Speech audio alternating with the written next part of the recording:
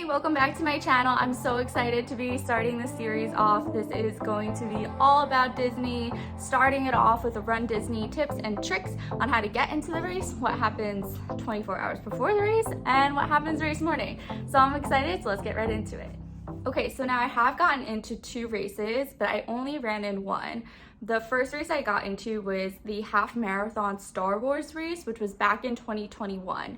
Now that one was canceled due to COVID, and after running the second race, I definitely see why. Run Disney is incredibly competitive to get into. A lot of runners really love it because honestly, it's not for people who really love to run. It's for first timers and beginners who just want to start their first race, and what a unique experience to do it.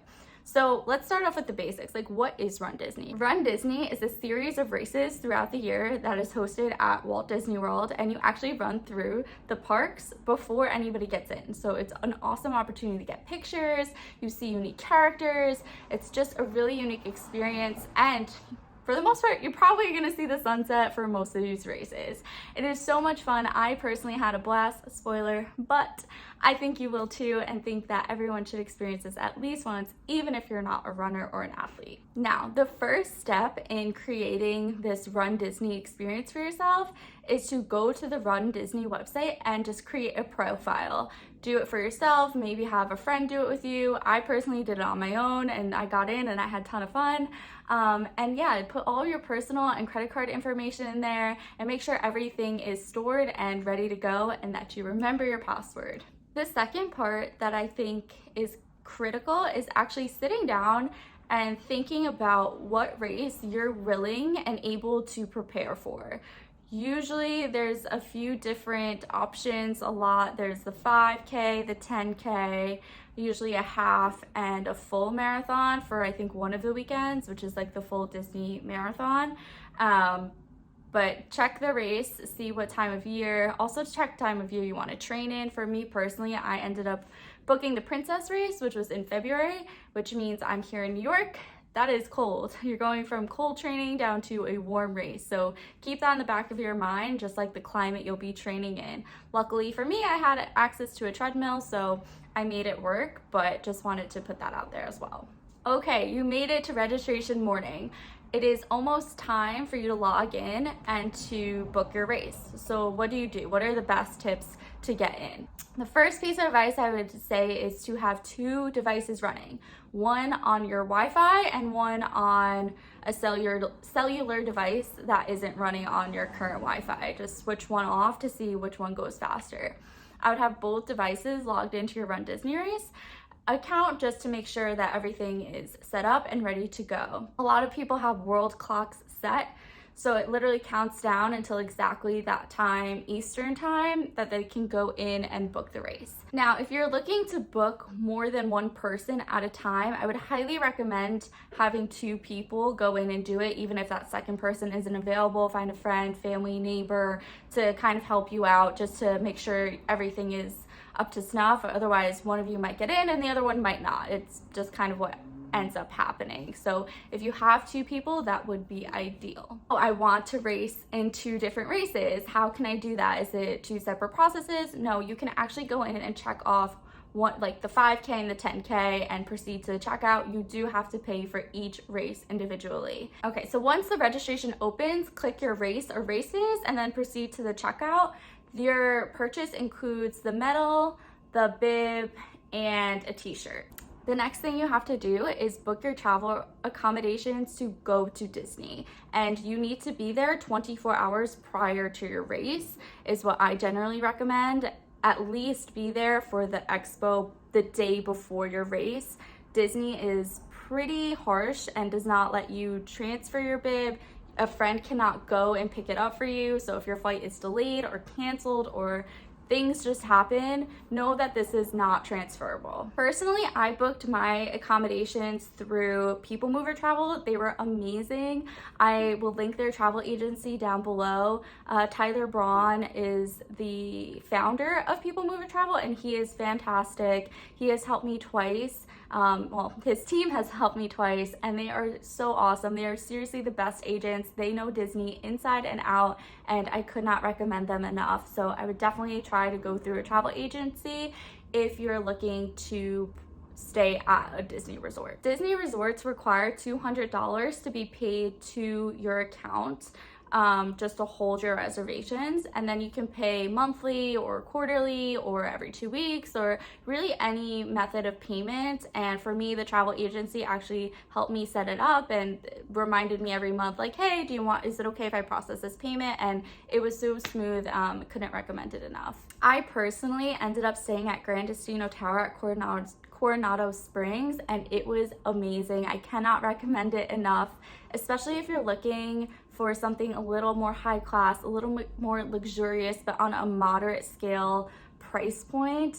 I definitely recommend it. I thought it was fantastic. It was just me and my boyfriend there, so it wasn't like over the top theming, it wasn't in your face. It was seriously the perfect option for us. The last tip of advice I can give you is to train. I personally cross-train, so 3 days a week I was at F45 doing my HIIT workouts, and then once a week I would do my runs. So that ended up working out well for me, and I ended up running the 10K, which is 6.2 miles. So I ended up electing to fly into Orlando from New York and then taking a Lyft from the airport to Coronado Springs.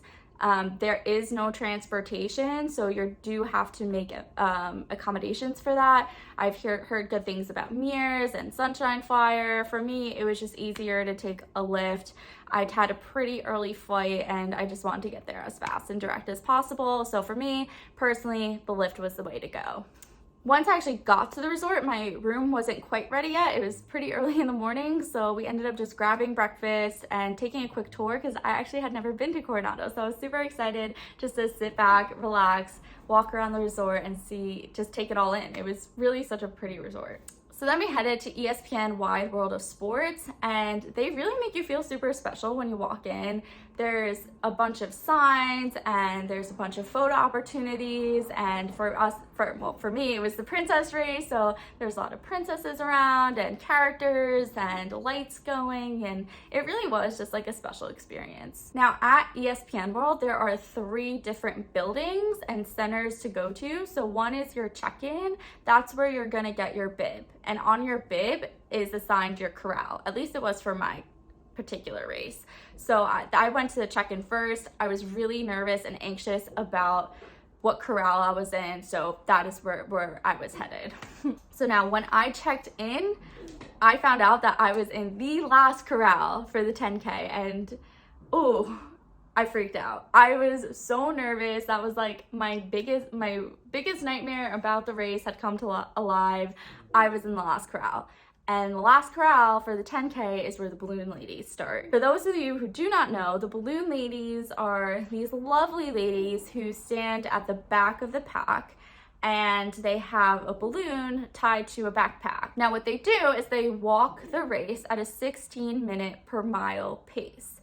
So everybody who starts ahead of them does have some leeway. So if you're training, keep that in mind. You will have some leeway, but at some point, those balloon ladies might catch up to you, and that's what we call getting swept. So you can get swept in RunDisney races. You can basically get called and pulled to the side and just go straight to the end without finishing because your pace isn't on track. Now, if you do get swept, you will get a medal. You will feel like excited. You will be at the celebration at the end. So I wouldn't be too discouraged, and I would encourage you to keep trying because I think that it can be difficult. These races aren't easy, and especially in the Florida heat, like it was great. Like we'll get into it. The Florida heat really hits you at some point. But yeah, I would definitely just make sure you train so that you don't even see the balloon ladies. But back to the main point, there are 3 centers, 1 for the bib pickup and check-in, 2 has all of like the merch, and 3 has all of the vendors. They have a bunch of like costumes and shoes and literally everything, snacks, energy bites, knee braces, compression socks, you name it, they probably have it at the vendor expo. It's pretty packed. Even Jeff Galloway was there himself doing autographs. He was selling his books there, so You might hear the Galloway method. That's how some people train. But he was there in person, and it was really cool. One thing I did want to mention about the second building, which is the merchandise building, is that if you're looking for specific Run Disney merch for your particular race, you will want to get there for the very first day. There ends up actually being a virtual queue just to get in for the merch.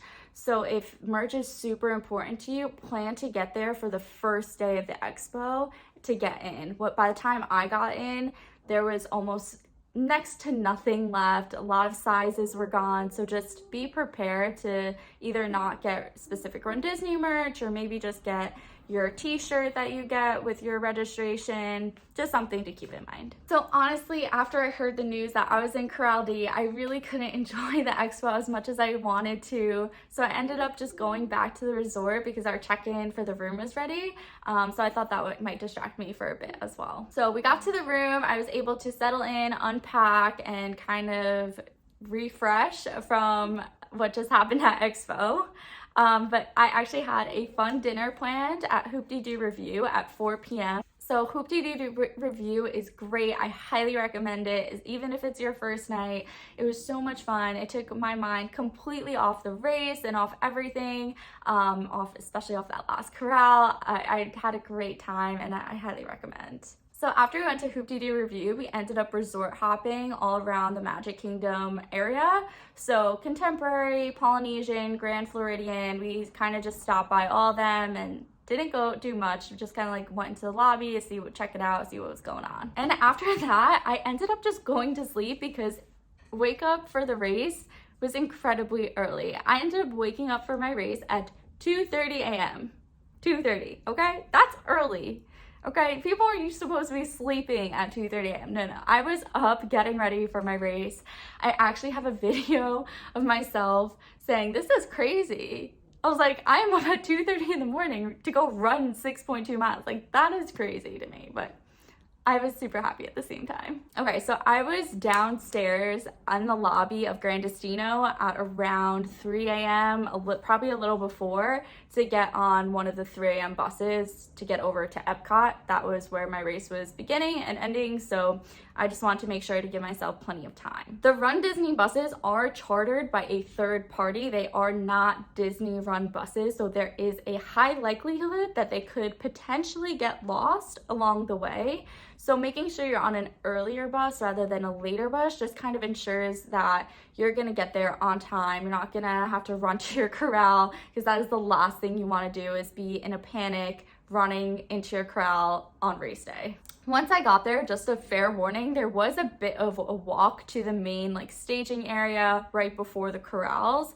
So just a warning, you are gonna have to walk a little before a 6-mile run. It's unfortunate, but it is what it is. When I first got to the main staging area, it was actually a lot of fun. They had a DJ going, they had character meet and greets out, they had vendors selling coffee, Joffrey's was of course there, they had breakfast food. Yeah, so there was a lot to do. The corrals were not yet open when I got there, so I ended up waiting online and got a cute picture with Vanilla Bean von Schweetz, which was so much fun. After the picture was over, I was able to head over to the corrals, which was great that I got there early. Since I was in the last corral, I was able to kind of be in the front of the last corral rather than the back of the last corral where the balloon ladies start. So Corral A is pretty small, so right at 5 a.m., I would say basically the whole corral went out at 5 a.m. It is a very small group. Now corrals B, C, and D were pretty large, so they had to break us down into smaller waves, and they sent each wave 2 minutes apart. Yeah, there is a lot of standing in the corrals prior to the race, so if you're in B, C, or D, you are going to have to stand a ton right before your race. Just keep that in the back of your mind. If you need something to sit on, I ended up bringing a sweatshirt and sat on that until it was time to stand up. And then I ended up tossing it away. Now, if you do bring layers and you do end up tossing a layer away, Disney does go around and collect all of them and donates them to charity. So I actually saw the balloon ladies as I was turning to head to the wave where they kind of release everyone, and it was so nerve-wracking. It was pretty close to them. I honestly at that point thought I wasn't gonna make it. I was like, I trained, but I'm really not a runner. Like, I did most of my training as cross training, as I had mentioned earlier. So at this stage of the race, I was super nervous, and the race hadn't even actually started. So I started running around 10 minutes before 6 a.m. So it did take them a while to get through all the corrals, almost an hour from A to the beginning of D. And honestly, as soon as I got out there, I had a blast. Like, I felt so good, and probably too good because I went out a bit too fast. So by the time I was at mile 3, I was recording my best pace ever, which I don't recommend. I was fine throughout the rest of the race, but my pace severely suffered. I actually ended up running without headphones, and I highly recommend it. You hear so much around you, and the Run Disney coordinators are pumping music. You hear the volunteers who are cheering you on, and it's just such a warm, inviting atmosphere.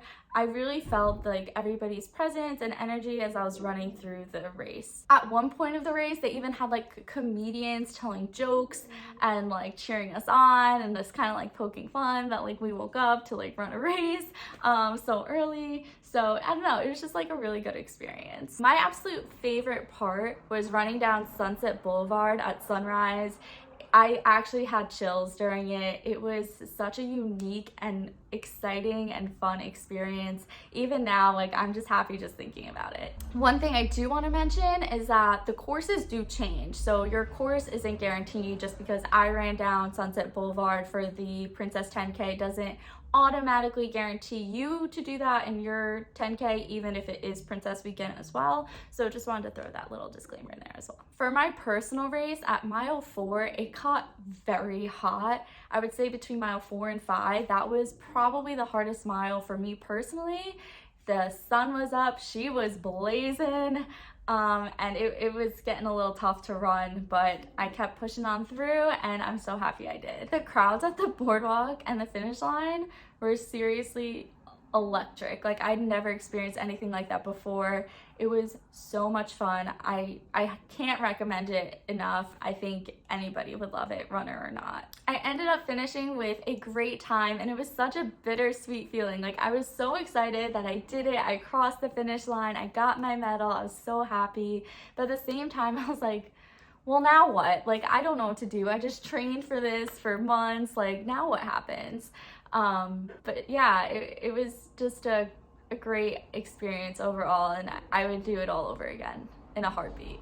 After you finish, you get some light snacks and of course your medal, and then you head back to the main staging area. If you have anybody who is standing by and watching you, they can also go to the staging area and meet up with you and take pictures and hang out, listen to the DJ. That DJ was going for hours, and he was having a ball up there, so definitely recommend checking him out as well. So the characters before the race are actually there after the race as well.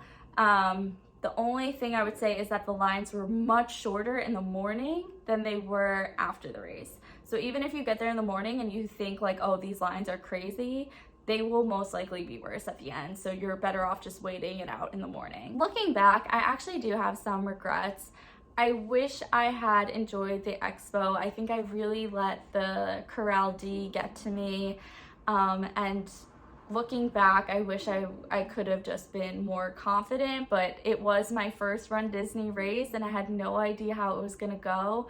So knowing what I know now, I feel way more confident going into another race. My second regret is definitely that I didn't stop for any character pictures along the course. There were a ton of characters. I felt like I just didn't have the time. I thought I would hurt my pace, etc. But looking back, I actually do wish that I had stopped for at least one character break. And my third regret is not doing a lot of jump poses for the photo pass photographers. The photo pass photographers are throughout the course, so you might see them in a little tent with a camera. Do a cute pose. They'll try to get everyone as best as they can. Everything is linked to your bib, and then your bib is linked to your My Disney Experience app. So you'll be able to download all of your photos from there. All of mine, I kind of look like I'm dying, but it's totally okay. I had a cute one at the end, and that's all I could ask for. And yeah, and my last and final tip is just to have fun with it. Disney is a fun place. It's meant for you to just kind of let loose and let that inner kid be released, and I think these races are a perfect avenue for you to do so. So many people got so creative with their costumes, or I'm personally not a costume girl, so I decided to run without headphones, and I really love that experience. So make it super unique to you and just have fun. That's the best advice I can give to you. All right, thank you guys so much for hanging out with me tonight. This was so fun. I'm so excited for you to get into your next Run Disney race, or maybe it's your first race overall. And do not be afraid of those balloon ladies. Those balloon ladies, you have a lot of time on them. Just train, do the best you can, and just have fun with it. So thank you so much for watching. I hope you have a lovely evening, and I'll see you guys next time. Bye.